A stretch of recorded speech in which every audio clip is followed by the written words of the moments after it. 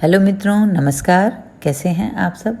आज के वीडियो की अगर हम बात करें तो इसे हमें अगस्त के माह में लाना था, लेकिन किन्हीं कारणों से यह समय पर नहीं आ सका। इस साल बहुत कुछ ऐसा हुआ है कि जिसे हम सोच ही नहीं सकते थे। अगस्त माह भी इस बार कुछ अलग था।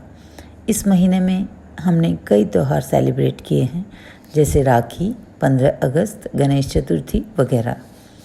आज हम भाई बहन के स्नेह की डोर में बंधे गरिमामय त्यौहार रक्षाबंधन की बात करेंगे। जैसा कि नाम से ही स्पष्ट है, रक्षाबंधन यानी कि रक्षा का बंधन। हम सभी जानते हैं, इस दिन भाई बहनों की रक्षा का वचन लेते हैं और बहनें भाइयों की लंबी आयु की कामना करती हैं। क्या आपको पता है, रक्षाबंधन को भारत के विभिन्न प्रदेशों में अलग अलग नामों से जाना जाता है। उत्तरी भारत में इसे श्रावण पूर्णिमा के नाम से जाना जाता है। दक्षिणी भारत में नारियल पूर्णिमा और अवितम। मध्य भारत में इसे कजरी पूनम के नाम से जाना जाता है और गुजरात में पवित्रोपमा। हमारे पड़ोसी देश नेपाल में इसे भाई टीका के नाम से जानते हैं। राजस्थान में राम राखी लूम्बा बांधने का प्रचलन है। वैसे तो श्रावण पूर्णिमा यानी कि रक्षाबंधन को भाई बहनों का पर्व मानते हैं, लेकिन अलग अलग स्थानों एवं लोक परंपरा के अनुसार अलग अलग रूप में रक्षाबंधन को मनाने का प्रचलन है। क्योंकि इस पर्व का संबंध रक्षा के बंधन से है, तो जो भी आपकी रक्षा करने वाला है उसके प्रति आभार जताने के लिए आप उसे रक्षा सूत्र बांध सकते हैं। कहते हैं, जब महाभारत का युद्ध चल रहा था, तब भगवान श्री कृष्ण ने इस रक्षा सूत्र के विषय में युधिष्ठिर से कहा था कि रक्षाबंधन के त्यौहार को अपनी सेना के साथ मनाओ। इससे पांडवों और उनकी सेना की रक्षा होगी, क्योंकि रक्षा सूत्र में अद्भुत शक्ति होती है।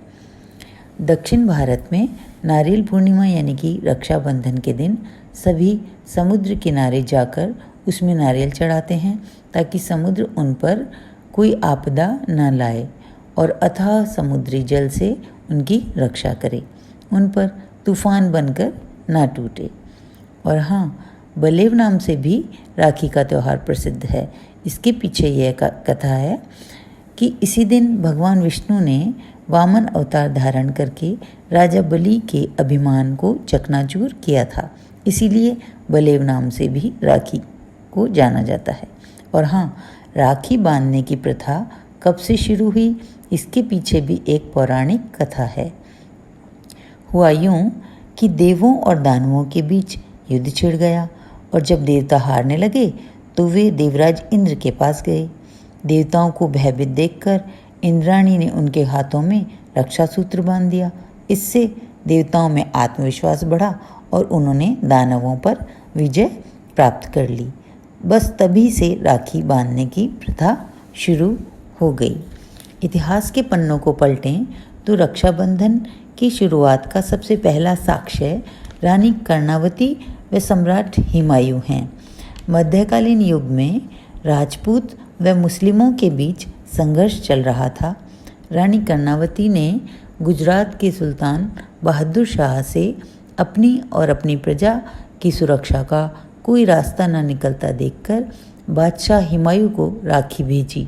तब हुमायूं ने उनकी रक्षा कर उन्हें बहन का दर्जा दिया। एक दूसरा उदाहरण है अलेक्जेंडर व पुरु के बीच का। कहा जाता है, हमेशा विजयी रहने वाले अलेक्जेंडर भारतीय राजा पुरु की प्रखरता और वीरता से काफ़ी विचलित हुए। इससे अलेक्जेंडर की पत्नी भी काफ़ी तनाव में आ गईं। उसने रक्षाबंधन के त्यौहार के बारे में सुना था। उन्होंने भारतीय राजा को राखी भेजी।